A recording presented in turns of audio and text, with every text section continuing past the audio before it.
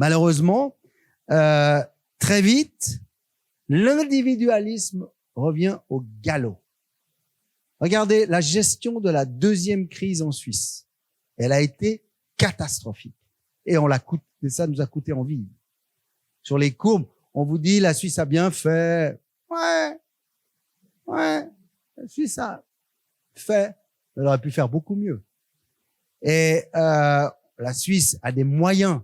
Donc, oui, la Suisse a probablement plus d'infirmières par patient que pratiquement tous les autres pays en Europe. Ça aide quand on prend en charge des malades.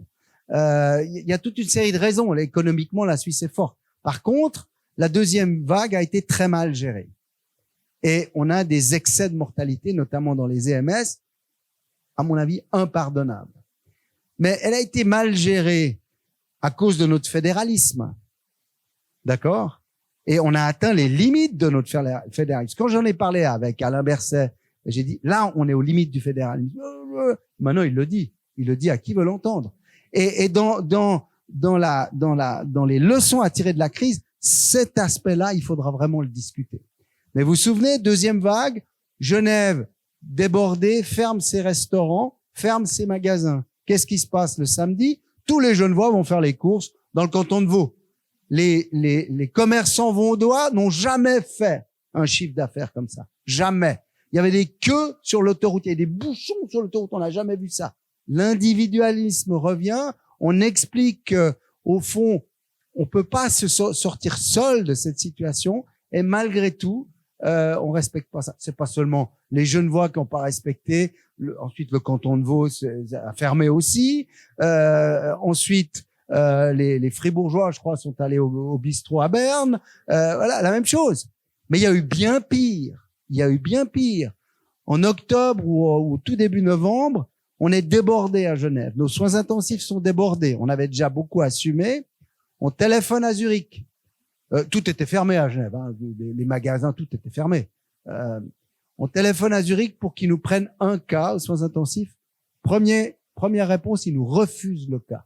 Et pourtant, qu'est-ce qui se passait à Zurich à ce moment-là? Les discothèques étaient encore ouvertes. Donc, ça va pas. Ça va pas. Alors, c'est pas du tout une critique pour Alain Berset, et il le sait très bien, parce que le pauvre, lui, il savait ce qu'il fallait faire. On était retourné dans un fédéralisme avec chaque canton qui pouvait, et les cantons qui lui disaient, on veut que tu reprennes la main, mais les cantons suisses allemands disaient non.